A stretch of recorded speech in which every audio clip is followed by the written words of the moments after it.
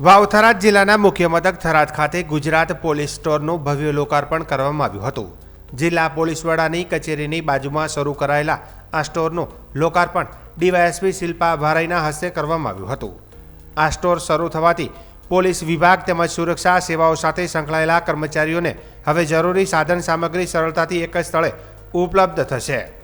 Gujarat police સ્ટોરમાં police કર્મચારીઓ ઉપરાંત home guard, GRD, TRB sports, forest વિભાગ, એનસીસી, જીએસઆરટીસી તેમજ સિક્યુરિટી સેવાઓ સાથે જોડાયેલા લોકો માટે વિવિધ પ્રકારની યુનિફોર્મ, બેજ, કેપ, બેલ્ટ, શૂઝ અને અન્ય જરૂરી સામગ્રી ઉપલબ્ધ રહેશે।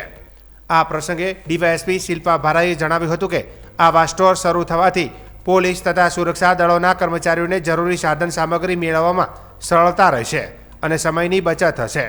સ્થાનિક સ્તરે આ સુવિધા શરૂ થવાથી સમગ્ર થરાદ પંથકમાં અને જિલ્લામાં સુરક્ષા કર્મચારીઓ માટે તે ઉપયોગી સાબિત થશે તેવી આશા વ્યક્ત કરવામાં આવી રહી છે।